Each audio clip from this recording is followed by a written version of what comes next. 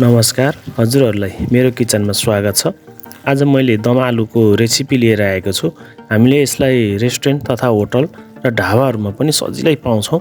यो खानालाई निकै स्वादिष्ट र बनाउनलाई निकै सहज छ। यसलाई बनाउनको लागि अझै सहज तरिकाले मैले रेसिपी तयार गरेर हजुरहरूसँग लिएर आएको छु सेयर गर्नको लागि। भिडियोलाई चाहिँ अन्तिमसम्म हेरेर साथ दिनुहोला। आउनुहोस् मिलेर सुरु गरौँ। मैले यहाँ 1 केजी आलु लिएको छु। आलुलाई चाहिँ हामीले सानो सानो साइजको लिनुपर्छ, यत्रो साइजको। र यसलाई मैले कुकरमा 1 सिटी लगाएर अनि निकालेर छिलेर लिएको छु।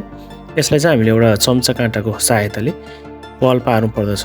आलुलाई हामीले चारैतिर खोप्छौँ। यसरी नै हामीले एक एक गरी सबै आलुलाई खोपेर एउटा प्लेटमा राख्नेछौँ।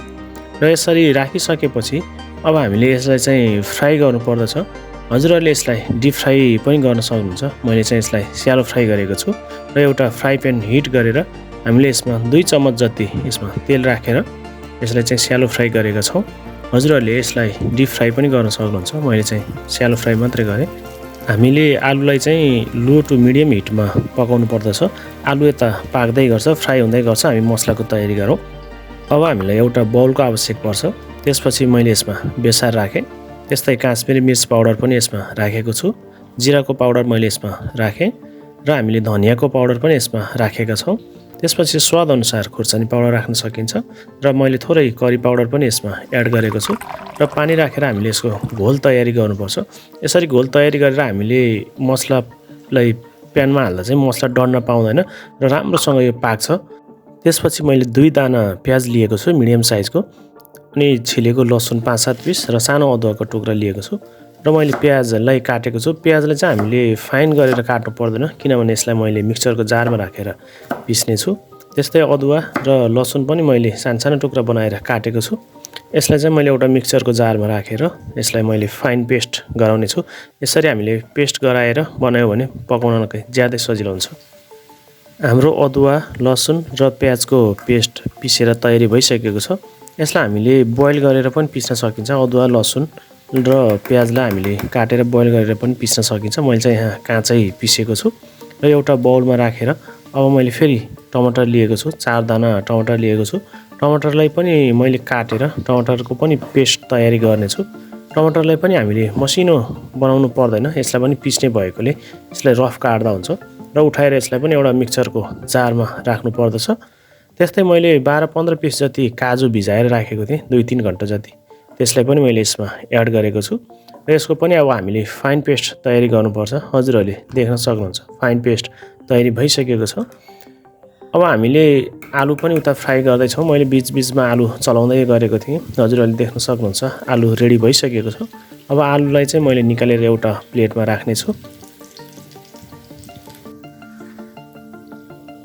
अब त्यही फ्राई प्यानमा चाहिँ मैले 1 चम्मच जति फेरि तेल थपेर 2वटा तेजपत्ता, यस्तै 3-4वटा लङ सुकमेल र मैले दालचिनी र सुकेको खुर्सानी पनि राखेको छु। त्यस्तै आधी चम्चा जति जिराको दाना पनि राखेर यसमा फुराएको छु। यसलाई एकचोटि हामीले राम्रोसँग मिक्स गरिसकेपछि पहिला हामीले प्याज, अदुवा र लसुनको पेस्टलाई यसमा राखेर भुट्नेछौँ। यसलाई हामीले राम्रोसँग भुट्नु पर्दछ। तेल चाहिँ साइडबाट सेपरेट हुने गरी बेलासम्म यसलाई हामीले भुट्छौँ र त्यस्तै भुटिसकेपछि अब हामीले अघि मसलाको पानी राखेर बनाएको हामीले जुन पेस्ट थियो त्यसलाई पनि फेरि राख्नु पर्दछ। यसलाई राखिसकेपछि फेरि यसलाई पनि हामीले राम्रोसँग मिक्स गरेर यसलाई पनि हामीले तेल सेपरेट हुने गरेर फ्राई गर्नु पर्दछ र फ्राई गरिसकेर पाकिसकेपछि हामीले फेरि टमाटर र काजुको पेस्ट पनि यसमा राख्नेछौँ र यसलाई पनि हामीले राम्रोसँग पकाउनेछौँ। लगभग करिब यसलाई हामीले अब छोपेर 20 मिनट जति पकाउनु पर्दछ। 20 मिनट पनि भइसकेको छ। हजुरहरूले देख्न सक्नुहुन्छ प्यानको साइडबाट तेल सेपरेट भएको छ। यसरी तेल सेपरेट हुने गरेर पकाउनु पर्दछ। अब चाहिँ अघि हामीले फ्राई गरेर राखेको आलु यसमा राखेर यसलाई एकचोटि राम्रोसँग फेरि मिक्स गर्नु पर्दछ। यसरी हामीले आलु राखिसकेपछि यसलाई चाहिँ हामीले आगोको फ्लेम चाहिँ हल्का मिडियम टु हाईमा पकाउनु पर्दछ। अब यसमा हामीले पानी राख्छौँ। मैले उमलेको पानी, तातो पानी राखेको छु। चिसो पानी भन्दा तातो पानी चाहिँ एकदम बेटर हुन्छ, त्यस भएर मैले तातो पानी राखेको छु। यसलाई एकचोटि राम्रोसँग मिक्स गर्नु पर्दछ। अब चाहिँ हामीले स्वाद अनुसार यसमा नुन राख्छौँ। नुन राखिसकेपछि हामीले घरमै तयारी गरेको थोरै गरम मसला पाउडर पनि यसमा राखेको छौँ र यसलाई फेरि एकचोटि मिक्स गरेर करिब हामीले यसलाई अब 10 मिनेट जति राम्रोसँग छोपेर पकाउनु पर्दछ। यसरी 10 मिनेट हामीले छोपेर पकाइसकेपछि यसमा भित्रैसम्म आलुको भित्रैसम्म मसला एड्जस्ट हुन्छ र हामीले काटिराखेको धनिया, थोरै बटर अथवा घिउ राख्न सकिन्छ। मैले यहाँ फ्रेस क्रिम पनि राखेको छु, हजुरहरूले नराख्दा पनि हुन्छ। यदि छैन भने भएसम्म त राख्दा राम्रो हुन्छ। यदि दुधको तर छ भने तर राख्दा पनि हुन्छ। यदि हजुरहरूले दही राख्न चाहनुहुन्छ भने दही पनि हामीले यसमा राख्न सक्छौँ र यसरी हामीले यसलाई फेरि एकचोटि राम्रोसँग मिक्स गर्छौँ। आलुदम तयारी भइसकेको छ, हजुरहरूले देख्न सक्नुहुन्छ। यो एकदम स्वादिष्ट मुलायम, हजुरहरूले देख्न सक्नुहुन्छ एकदम राम्रो आलुदम तयारी भएको छ। आजको भिडियो हजुरहरूलाई कस्तो लाग्यो लाइक, सेयर र कमेन्ट गर्न नभुल्नुहोला। यदि मेरो भिडियो हजुरहरूलाई मन पर्यो भने मेरो च्यानललाई सब्स्क्राइब पनि गरिदिनु होला। हामीले विभिन्न तरिकाले फरक प्रकारमा फरक रेसिपीमा आलुदम बनाउन सक्छौँ।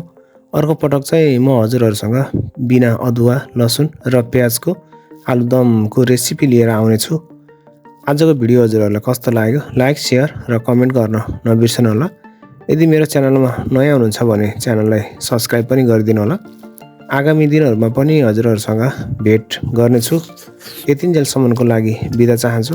अहिलेसम्म मेरो भिडियोलाई हेरेर हजुरहरूले साथ दिनुभयो, त्यसको लागि धेरै धन्यवाद दिन चाहन्छु।